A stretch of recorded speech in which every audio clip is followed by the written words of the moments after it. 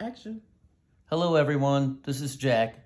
I'm the one that was taken hostage and taken for ransom by the Harvey police.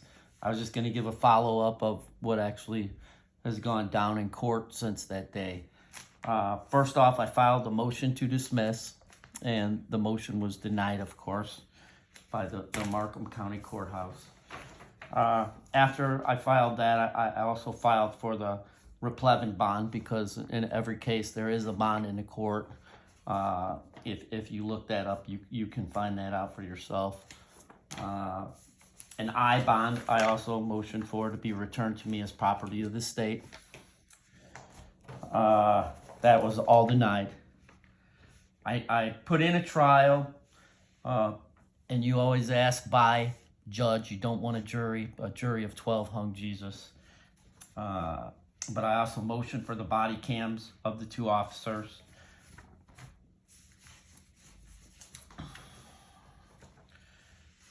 Now, I did motion in between the motion to dismiss, and I demanded the prosecuting attorneys and the Harvey Police Department to produce a state ID issued license to practice law.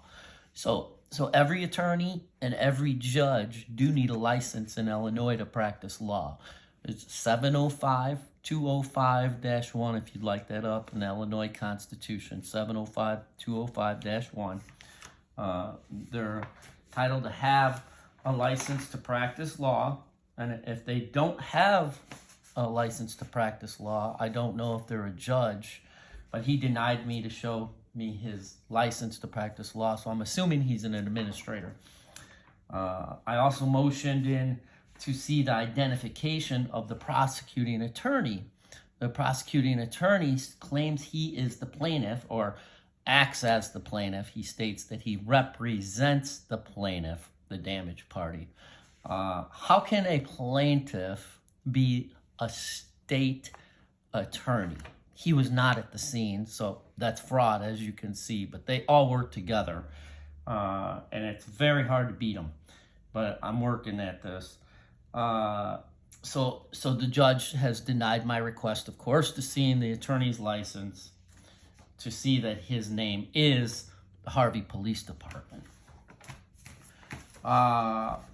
Motion to settle. I did motion to settle, and for the kidnapping and the carjacking and the taking me hostage and holding me ransom for 6 hours.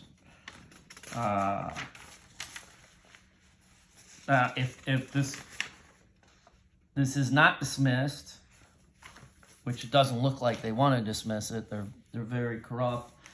I'm working on getting the judge removed from the case. It's been going on for 1 year and 3 months now, by the way.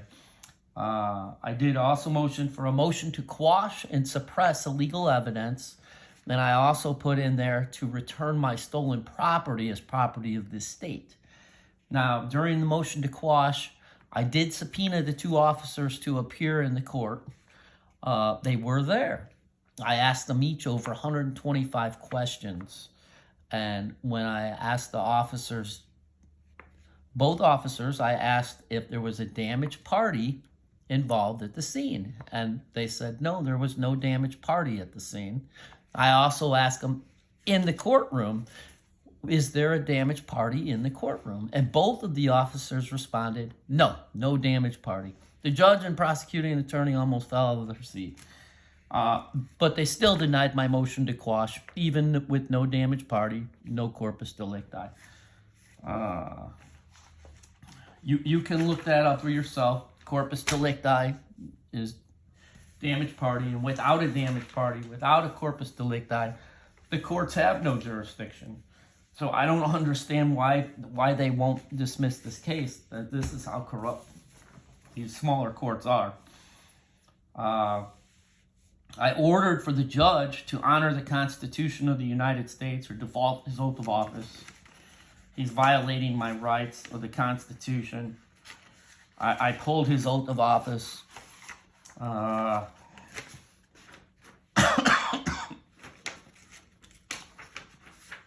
me go on here.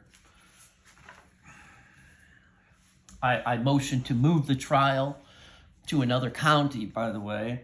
The judge told me he wears the black dress and he'll make the decision where the court hears the case, which court hears the case. I told you earlier I did notice to motion to subpoena the officers, and this is just a subpoena for the officers. I told you I motioned for the prosecuting attorney to prove they were the plaintiff. And I told them they could use their social security card, birth certificate, driver's license, anything with their name on it. Just show me that their name was Harvey Police. My name is Jack, and on my license it says Jack. Actually, it's a state ID. I don't have a driver's license. I don't have a registration. So that's what this was about, is I was pulled over for no valid registration, no driver's license, and a fictitious license plate, which I put on from eBay.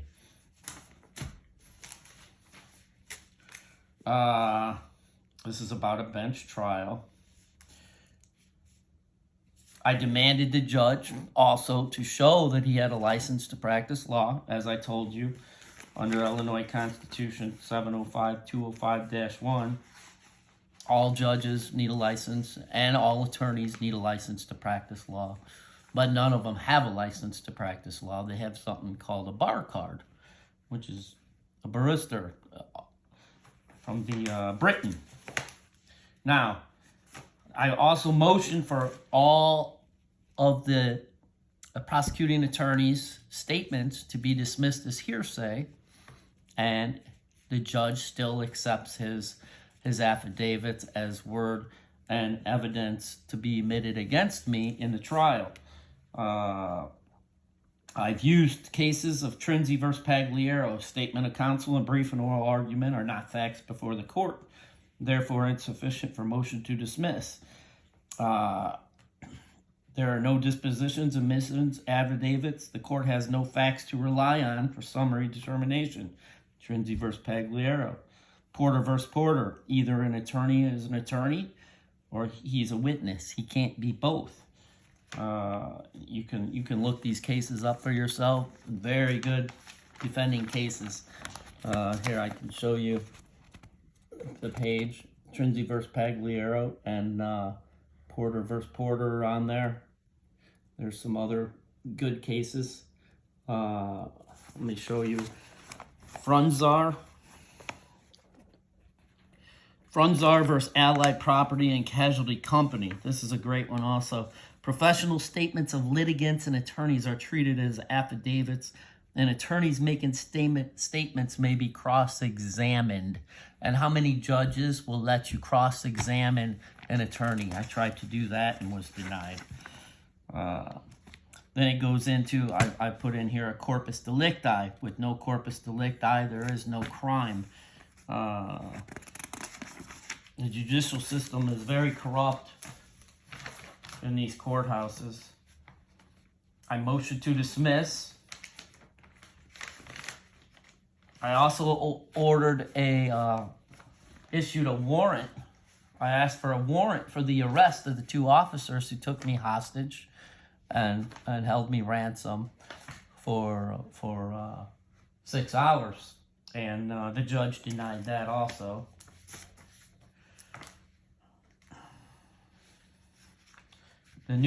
One of the newest ones I put in against the judge was a notice to the judge who does not comply with the oath of his Constitution of the United States, wars against the Constitution, and engages in acts in violation of the supreme law of the land.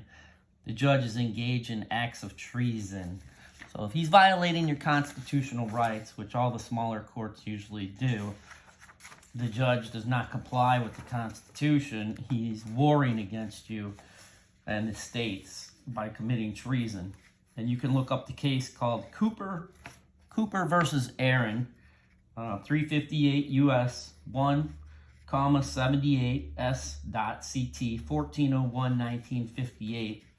Any judge who does not comply with his oath to Constitution of the United States wars against the Constitution and engages in acts in violation of the supreme law of the land The judge is engaged in acts of treason. So you can also see a couple other cases that support that. I've also got another motion here to prove jurisdiction. And with no jurisdiction, they can't move forward with the case. And they're trying to move forward and put me to a trial. Now, I'm standing my ground, and the judge doesn't like it. And what I've done is told the judge, I do not proceed to a trial unless you produced the damaged party. We're not going to trial, and you're going to have a damaged party sit there and testify against me. That's not how it's going to work. You're going to get the damaged party there, show me the damaged party, put them on the trial stand, and then we'll go to trial. I'm not going to be the one that, I should be the damaged party since I was the one taken hostage. I'm going to file 2 more motions before the next hearing. The judge is also, since I did not consent to a trial, since I motioned to, I do not consent to trial until the damaged party has been produced. He says after 1 year and 3 months, I'm not fit and not competent enough to represent myself in court. So he'd like to send me in for a state evaluation. So I objected to that motion, and I don't know what power he gets or what source he gets to send me in for an evaluation to see if I'm competent enough to represent myself in court. I think he's doing it out of retaliation because of having no jurisdiction in the court. And I challenged his jurisdiction with the corpus delicti, and there's no bodily damage. There must be a bodily physical damage to move forward to trial. And since I won't go to trial, he's trying to question me if I know the Illinois statutes and codes to represent myself as an attorney. He expects me to be an attorney. So he says, do you understand? And I replied, no, I don't understand. I don't understand why I'm being compelled and under duress to go on with this like this. And he assumes that I didn't understand the codes and laws that he calls laws. The only laws are the Constitution of the United States, the amendments, your Declaration of Independence and Bill of Rights, by the way. All these statutes and codes are for the government. You can look up cases on that too. The other 2 motions, though, that I'm filing before I go back for this trial date that's set in January the 8th, and I'll keep you posted on that, is I'm going to file a motion. Hold on 1 second. I'm sorry. Excuse me. Pause it.